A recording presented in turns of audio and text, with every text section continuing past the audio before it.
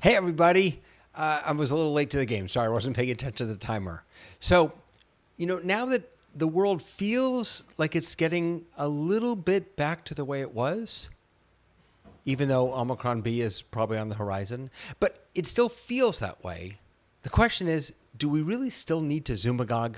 I mean, it's enough, right?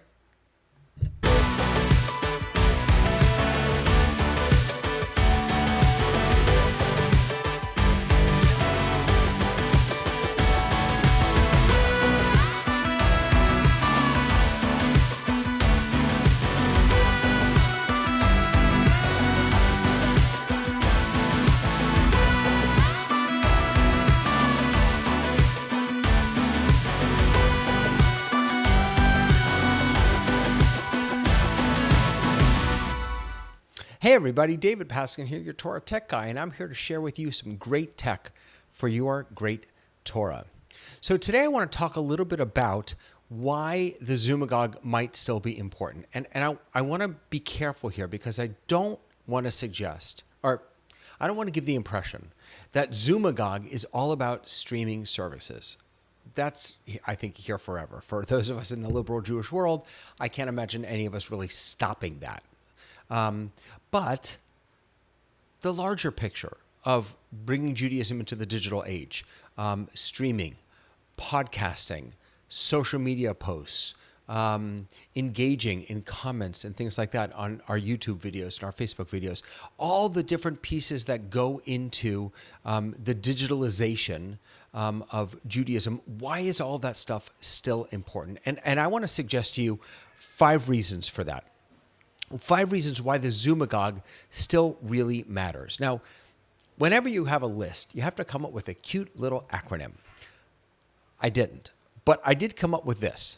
So Adis means, in Hebrew, child of Adam. So maybe because we're trying to reach all of humanity, all the children of Adam, these are the 5 reasons we should keep doing the Zoomagogue? I have no idea, but stick with me here, okay? Reason number 1, access. When this all started back 25 years ago,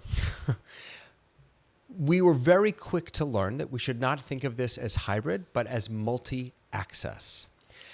And that continues to be important. And I think that creating these digital spaces for worship, for learning, for engagement, for community, reminded us not only of the importance of access in a time of pandemic, but also all the other times. For those people who aren't able to make it to our class, to our service, people who are in the hospital, people who don't want to drive at night, but who still want to be able to participate in Friday night services or an evening class or an evening speaker. So using these digital tools, using these technologies allows us to offer access, ongoing, real access to meaningful content that we might not otherwise be able to provide if we turn all of those computers and those streaming services and podcasts and all that other good stuff off. So the first reason the Zoomagogue still matters is access. The second reason is diversity. And this has to do with our audience. One of the things that we have discovered is that our audiences or our participants or our congregants, whether they're paying or not, I'm not getting into that, have not only grown, but diversified. We have people joining us in our synagogues from all over the world, from all different backgrounds. We have people who are regulars. We have people who are one-timers. We have people from all different walks of life that are joining us. And that makes our experience even richer. It makes our offerings, the Torah that we're sharing, even more profoundly beautiful. I have met people from 2 weeks ago, I was on a podcast with someone from Croatia, and I have friends now in London, and I've met people from Germany and South Africa, and it's amazing. It is amazing how diverse my digital circle is. And yes, these have become my friends. These people become my friends. They're certainly part of the minyan of my life, the circle of my life. And so access is number 1, and diversity, which enriches our communities and the Torah that we share, is reason number 2. The third reason why the Zoomagogue still matters is discovery. Now, you could make the argument that all of my congregants, everyone who comes to my services, they're ready to go back on site. They're ready to come back into the sanctuary. Fantastic. Do that. And I almost said but. I don't like to say but. And remember that there are literally billions of other people in the world, other than those who come into your sanctuary, who you have the potential to touch with your Torah. I'm not suggesting you're going to get billions of viewers or millions or even thousands. But if you keep your Torah to yourself, if you don't share it on social media, if you don't share it through streaming, if you don't share it in the form of a blog or podcast or whatever it is that you want to do, you're by definition limiting your audience. You're limiting the people who can learn from your Torah. Why would we ever want to do that? Why would we ever want to limit the number of people who can appreciate our Torah? Access, diversity, discovery. The fourth reason why the Zoomagogue still matters is intimacy. Now, this is a strange one because, of course, we were all separated. We were all in different places, right? We weren't all together. It didn't feel at first glance that being in the midst of a pandemic when we were all staring at computer screens could have any intimacy whatsoever. But I would argue that digital engagement offers a different kind of intimacy. It allows me to come into your kitchen, to come into your dining room, to come into your bedroom, to come into your living room, wherever it is, to see the beautiful things that you have in your home. I'll never forget, I don't remember if it was a class or a service, and we were learning something, and someone had this beautiful pair of candlesticks behind them. And I asked them about it at one point, and we heard the most amazing story about these candlesticks that had traveled from Europe to America to Israel, wherever it was, right? There's a special and beautiful and holy intimacy that comes with using digital tools to reach people in their homes.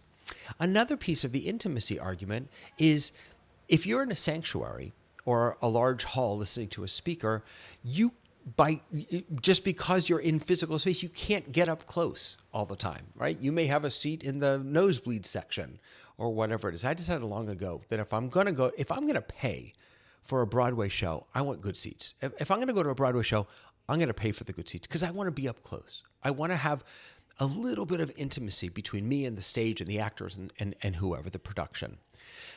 Using digital tools allows us to provide a certain level of intimacy in these settings. So we can have a Torah cam so people can follow along with the reading of the Torah.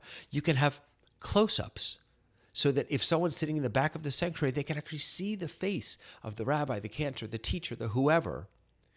And certainly when you're at home, when you're not in the sanctuary, the use of digital technologies done well, not just a camera, sitting in the back, but digital technologies used well, allow you to share your Torah in a much more intimate way.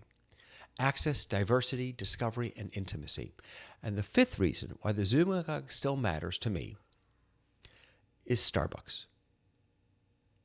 Yeah, Starbucks. Where does everyone go? People go to Dunkin' Donuts. It's not just Starbucks. Starbucks, Dunkin' Donuts, wherever it is. Here's the point. You want to reach new people? You want to reach your current people? You want to reach people? Go where they are. There are two relationships that we have with information. There's pull and there's push. Pull is, I have a beautiful website. Come look at my website. Right? I set it up. I give you a URL, and I'm trying to pull you in. Push means I'm not asking you to come visit something that I've created. Instead, I'm giving you whatever it is, the content that I want to share with you, the Torah that I want to share with you. We have been pulling to try and get people to come into our sanctuaries. Digital technologies allow us to reach people where they are. If they're at Starbucks, if they're at home, if they're in the office, if they're at the library, wherever they are, it allows us to push information out. And if we are going to rely to build our communities, to engage people on pull technologies, on pull tactics, then we're going to miss a lot of people, a lot of folks. Because for a lot of folks, crossing that bridge, crossing that threshold to come into our sanctuaries is a really big stretch. It's a leap. for a lot of people. But instead, digital technologies allow us to go to them where they are, to meet them in the Starbucks. And of course, rabbis have done this without digital technologies, right? If, Ask Me Anythings in Starbucks, or coffee hours, or Starbucks Shabbats, whatever it has been. This is another level that allows us to do this kind of work, this engagement, in really meaningful ways. And I would suggest also in much broader ways, in larger ways. We can reach more people more quickly, share more Torah using digital technologies. So there you go. 5 reasons. Access. We want everyone to be able to be enriched by the Torah that we're sharing. Diversity. Our Torah becomes more rich, more beautiful when different people, from lots of different backgrounds, are learning with us. Discovery. Don't keep it to yourself. Share it with the world. Intimacy. I know we don't like being in these boxes, but it allows me to see you and you to see me, and for us to share something really precious together. And Starbucks. It allows us to meet people where they are. And that's something that we should always, always be striving to do as Jewish leaders, as teachers, rabbis, and cantors.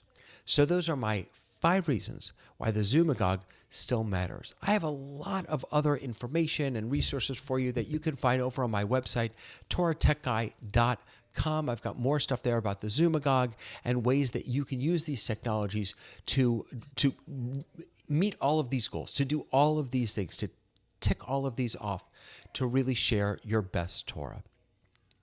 By the way, the Synagogue Tech Forum is going to be transitioning beginning this week. We're going to be meeting every week on Thursday from 4 to 5. It's going to just be sort of a working hour of people who love Judaism, who love Torah, and who love technology coming together to troubleshoot, to answer questions, to look at new toys and tools. You're always welcome to join us. We're not going to be streaming those. Those will just be on Zoom. If you just go to TorahTechGuy.com/forum, you'll be able to join the Zoom right from there. And The Future is Starting Now is coming back next Monday. I'm going to be doing some shorts on The Future Starting Now, and the first one is I'm going to be talking about the future of the American Liberal Rabbinate. What is happening to the American Liberal Rabbinate given the announcement last night of the closing of the residential rabbinical program of the Hebrew Union College in Cincinnati. So that's coming next Monday. So we've got today's Torah Tech Tips. We got on Thursday, this Thursday, even though it's Erev Pesach, we're going to be doing Synagogue Tech Forum. Next Monday, we'll be doing the Future Starting Now, and next Tuesday, another Torah Tech Tip. So I hope to see you there. Until next time, my friends, have a good one.